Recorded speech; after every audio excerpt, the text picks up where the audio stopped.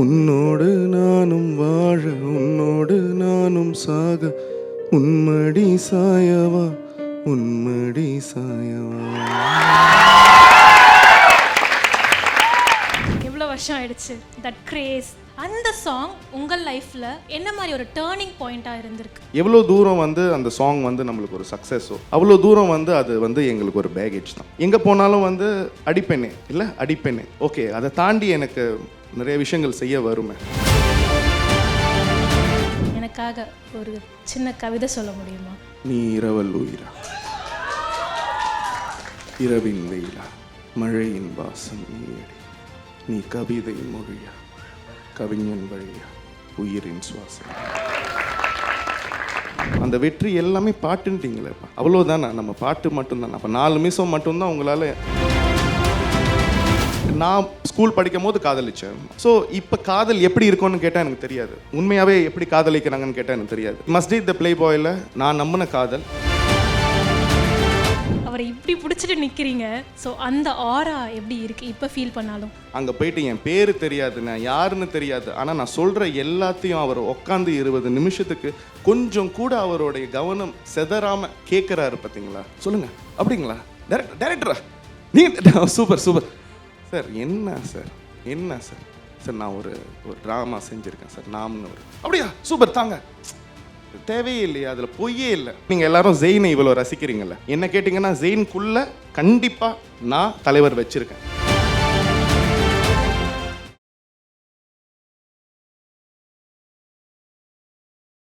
வணக்கம் சூரியவேலன் சார். வணக்கம். எப்படி இருக்கீங்க?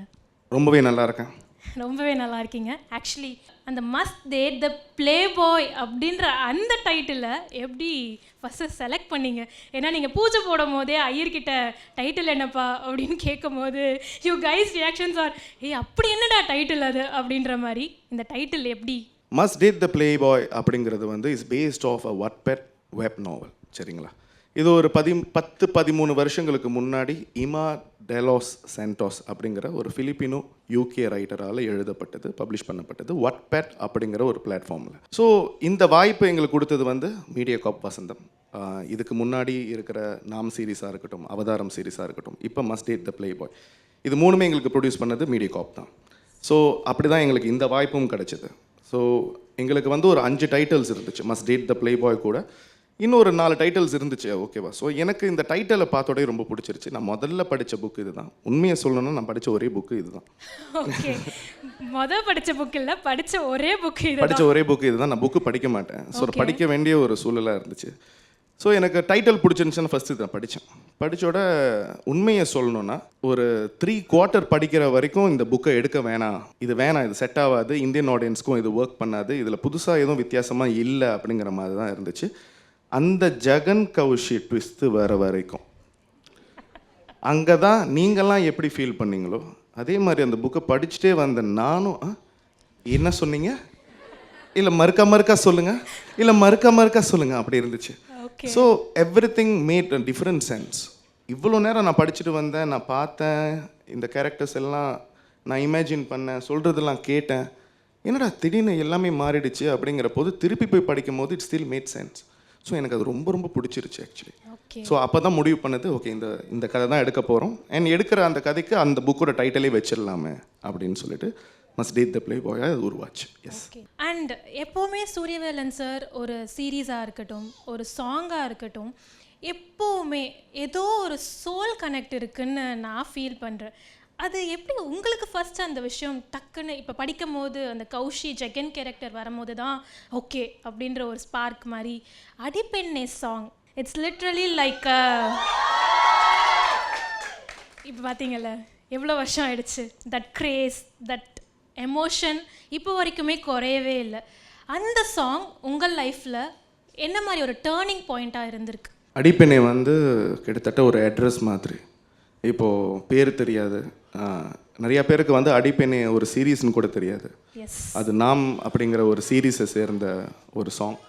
ஸோ இண்டிபெண்டன்ட் சிங்கிள் நல்லா இருக்குது, சூப்பராக இருக்குது அப்படின்னு தான் சொல்லுவாங்க. ஸோ அது ஒரு அட்ரஸ். நான் தான் டைரக்ட் பண்ணன்னு தெரியாது, நான் தான் லிரிக்ஸ் எழுதணும்னு தெரியாது. ஸோ அந்த முகம் நடிச்சிருக்கீங்க, நீங்கள் அந்த சாங்கில் இருக்கீங்க, I know you, I like the song அப்படிங்கிறது எங்கள் எல்லாருக்குமே தமிழ்நாட்டிலையும் சரி உலக அளவிலும் சரி அது ஒரு அட்ரஸ் மாதிரி இருந்துச்சு. நீங்கள் தானே அந்த அடிப்பெண்ணை டீம் தானே, வாங்க உள்ளே வாங்கன்னு எங்களுக்கு எங்கே போனாலும் ஒரு வரவேற்பு கொடுத்துச்சு. அந்த மாதிரி ஒரு சாங், அது மறக்கவே முடியாது. நான் இவ்வளோ கேட்குறேன் அப்படின்றப்ப அந்த 2 லைன் எங்களுக்காக. ஓ ப்ளீஸ். எஸ். அடி பெண்ணே ஒரு முறை நீ சிரித்தால் என் நெஞ்சின் உள்ளே மழையடிக்கும். அடி பெண்ணே ஒரு முறை நீ சிரித்தால் என் நெஞ்சின் உள்ளே மழையடிக்கும். நீரவல் உயிரா இரவின் வேளா மழையின் வாசம் நீ அடி. நீ கவிதை மொழியா கவிஞன் வழியா உயிரின் சுவாசம் நீ அடி. உன்னோடு நானும் வாழ உன்னோடு நானும் சாக உன்மடி சாயவா உன்மடி சாயவா.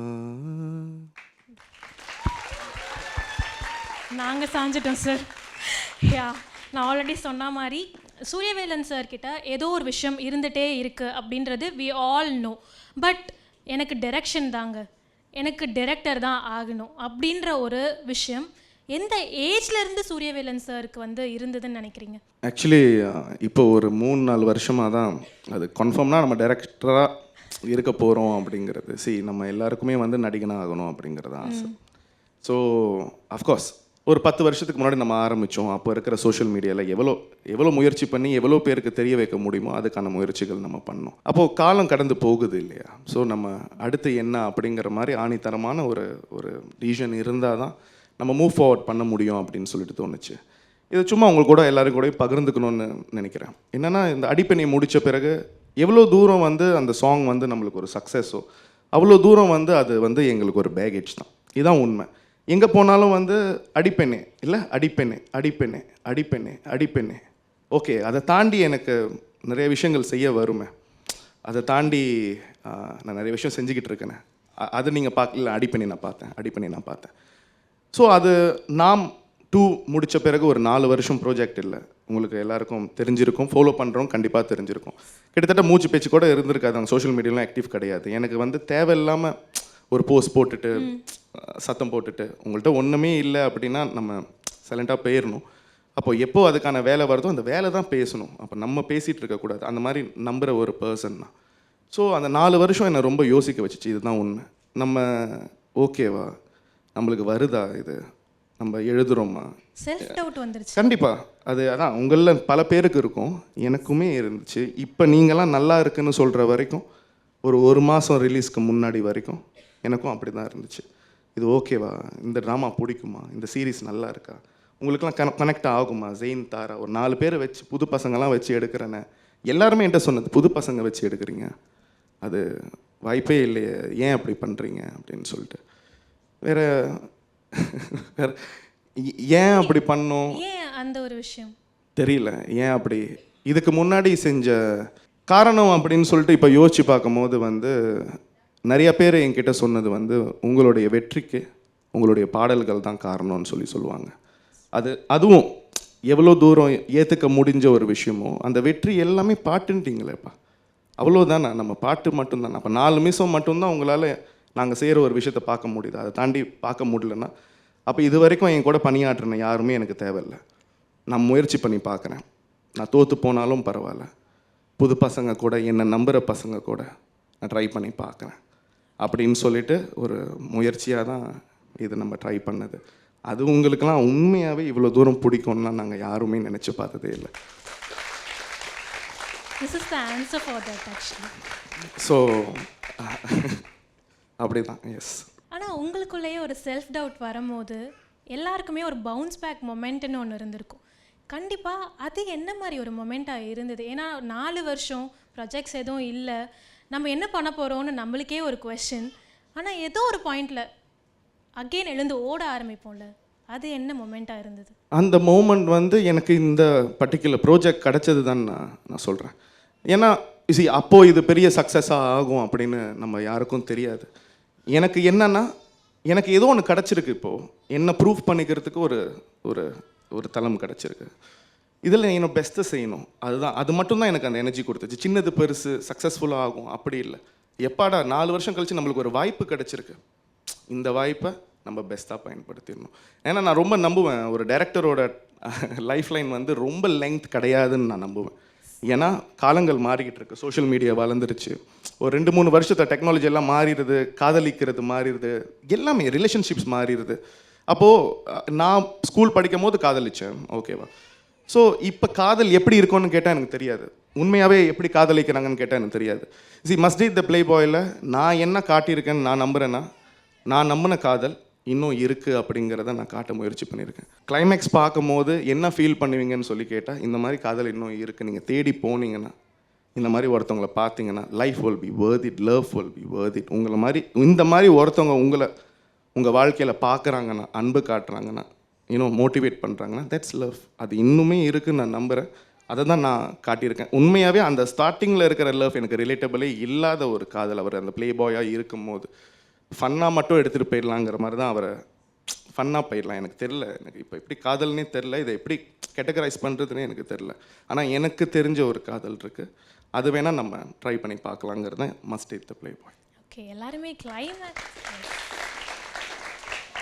கிளைமேக்ஸ் வந்து இந்த மாதிரி ஒரு டேக் அவேவாக இருக்கும் அப்படின்னு சொல்லியிருந்தீங்க. எல்லாருமே அந்த ஒரு போர்ஷனுக்காக தான் வெயிட் பண்ணிட்டும் இருக்காங்க. பட் உங்களுக்கு ஃபர்ஸ்ட் டைம் அந்த கிளைமேக்ஸ் யாருக்கு இருக்கும் அப்படின்னு நினைக்கிறீங்க? Like emotional connect. I think இது வரைக்கும் இந்த ட்ராமாவை பார்த்து ரசிச்சுட்ருக்கிற எல்லாருக்குமே வந்து கண்டிப்பாக சந்தோஷமான எண்டிங்காக சோகமான எண்டிங்கான்னு எனக்கு தெரியாது, ஆனால் நீங்கள் மறக்கவே மாட்டீங்க அப்படின்னு நான் நினைக்கிறேன். அந்த கிளைமேக்ஸ் வந்து உங்களுக்கு முடிஞ்ச பிறகும் அட்லீஸ்ட் ஒரு 2 நாள் உங்கள் மனசில் என்னடா இது, இந்த ஜேர்னி அப்படிங்கிற மாதிரி இருக்கும் அப்படின்னு நான் நம்புகிறேன். எஸ். ஓகே, இதில் நிறைய கேரக்டர்ஸ் இருக்காங்க. ஜெயின், தாரா, நிதின், கௌஷி அப்படின்னு இவ்வளோ கேரக்டர்ஸ் இருக்காங்க. சூரியவேலன் சாரோட favourite character in must date the play boy? எனக்கு ஒரு கேரக்டர் ஃபேவரட்னு சொல்லவே முடியாது. ஏன்னா இவங்க 5 பேர் இல்லாமல் இவங்க யாரை வேணாலும் நீங்கள் அந்த கதையிலேருந்து எடுத்துட்டிங்கன்னா அந்த கதையில் சென்ஸே இருக்காது. அவங்கள எடுத்துகிட்டு அந்த கதை அதே ஃப்ளோவில் இருக்காது. அப்போ இவங்க எல்லாரும் சேர்ந்தது தான் must date the play boy. அது வந்து நான் இந்த தருணத்தில் இதையும் சொல்லிக்கணும்னு நினைக்கிறேன், கௌஷிக்கும் தான் போதும் கண்டிப்பாக. ஏன்னா அதுக்கு ஒரு கட்ஸ் வேணும்ல. நம்ம போயிட்டு ஒரு பொண்ணுக்கிட்ட சொல்லும் போது இதுதான் ரோல் அப்படின்னு சொல்லும் போது, சரி நான் எடுத்துக்கிட்டு நடிக்கிறேன். தடவை நடிக்கிறாங்க, அவங்க ஒரு மெயின் ரோல் நடிக்கிறாங்க. இந்த ரோல் வந்து ரொம்ப ஒரு கஷ்டமான ரோல். அண்ட் இவ்வளோ பெரிய ஹிட் ஆகும்னு நாங்கள் எதிர்பார்க்கல, உண்மைதான். ஆனால் ஓரளவுக்கு மக்கள் பார்ப்பாங்கன்னு தெரியும். ஸோ பார்த்தா என்ன மாதிரி ரியாக்ஷன் இருக்குன்னு தெரியும்.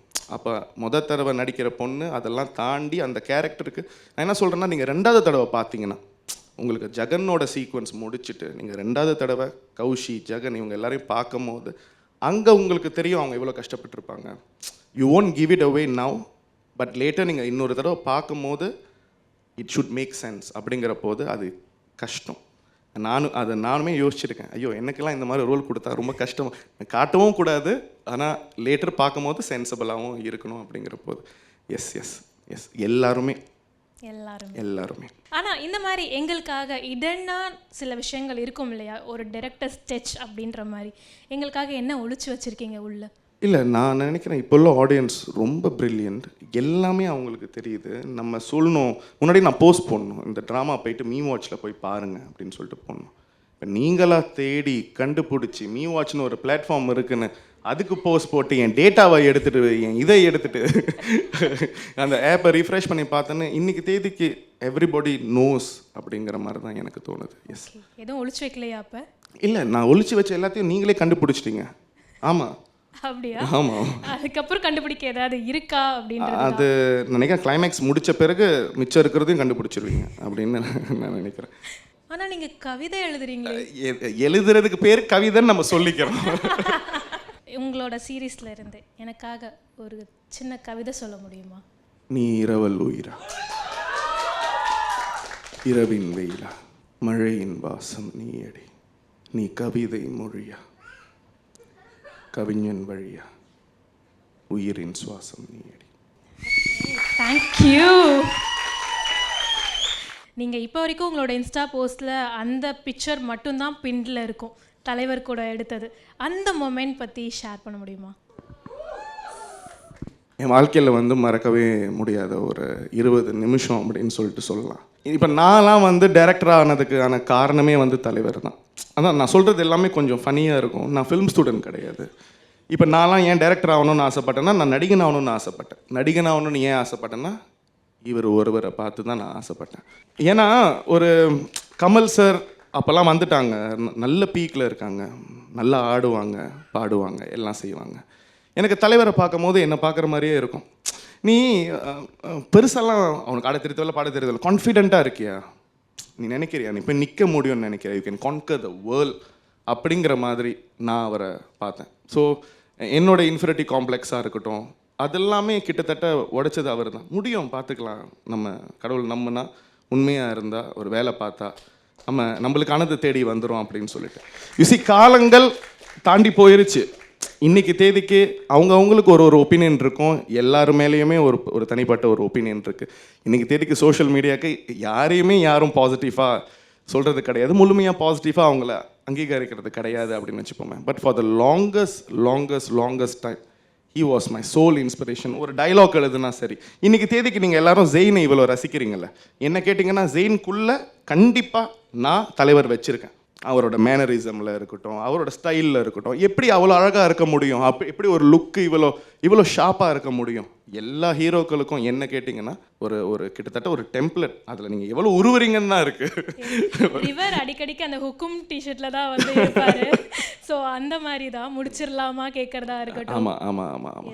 So just trying not to overdo தான், அவ்வளோதான். பட் ஃபுல்லாகவே அவர் தான் இன்ஸ்பிரேஷன். எஸ், அந்த ஆரா எப்படி இருக்குது இப்போ நினச்சாலும்? த மீட்டிங்கும் தலைவரை எல்லாருமே சொல்லுவாங்க, அவரை மீட் பண்ணிட்டு வந்ததுக்கப்புறம், ஆரா சீரியஸாக மேன், என்னால் முடியல, அங்கே நிற்க முடியல அப்படின்ற மாதிரி சொல்லுவாங்க. அவரை இப்படி பிடிச்சிட்டு நிற்கிறீங்க. ஸோ அந்த ஆரா எப்படி இருக்குது இப்போ ஃபீல் பண்ணாலும்? யாருமே பொய் சொல்லல, நீங்கள் நம்ப மாட்டீங்க.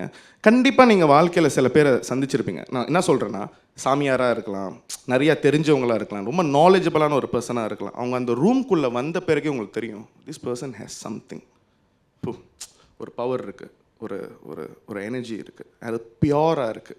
ஒரு கெட்ட எண்ணம், நம்ம யூஸ்வலி எந்த கெட்ட எண்ணமும் இல்லாமல் நம்ம ஒரு சாந்தமாக நம்மளை வச்சுட்டு நம்ம இருக்கும் போது என்ன ஒரு எனர்ஜி கிடைக்குமோ அந்த எனர்ஜி அவர்கிட்ட அப்படியே இருக்கும். எப்போ தெரியுமா அது டபுள் ஆகும், ட்ரிபிள் ஆகும்? ஒரு சாதாரண மனுஷன், என்ன மாதிரி ஒரு சாதாரண மனுஷன் அங்கே போயிட்டு என் பேர் தெரியாது, நான் யாருன்னு தெரியாது, ஆனால் நான் சொல்கிற எல்லாத்தையும் அவர் உட்காந்து 20 நிமிஷத்துக்கு கொஞ்சம் கூட அவருடைய கவனம் செதறாமல் கேட்குறாரு. பார்த்தீங்களா? சொல்லுங்கள், அப்படிங்களா டேரக்டரா நீ? Super sir. என்ன சார் நான் வந்து ஏதோ ஒரு டைரக்டர் இல்லையா? அப்போ நீங்கள் அதை எப்படி அப்ரிஷியேட் பண்ணுறீங்க சார்? நான் ஒரு ட்ராமா செஞ்சுருக்கேன் சார், நாம்னு அப்படியா, சூப்பர் தாங்க. தேவையே இல்லையா? அதில் பொய்யே இல்லை, அதில் கொஞ்சம் கூட ஒரு ஜென்யூன் எக்ஸைட்மெண்ட் இல்லை. எனக்காக அவர் பண்ண வேண்டிய அவசியம் கிடையாதுல்ல. ஸோ அப்போ எனக்கு பண்ணுறாருன்னா அவர் எத்தனை பேருக்கு அது பண்ணுவார்? அப்போ நம்மள்ட்ட அபண்டன்ஸாக இருக்கிறனால தான் அந்த எனர்ஜி கொடுக்க முடியுது. ஸோ இதெல்லாம் நம்ம பார்த்தது கற்றுக்க முடியுமான்லாம் எனக்கு தெரியல. கண்டிப்பாக பார்த்தது, ரசித்தது. எஸ்.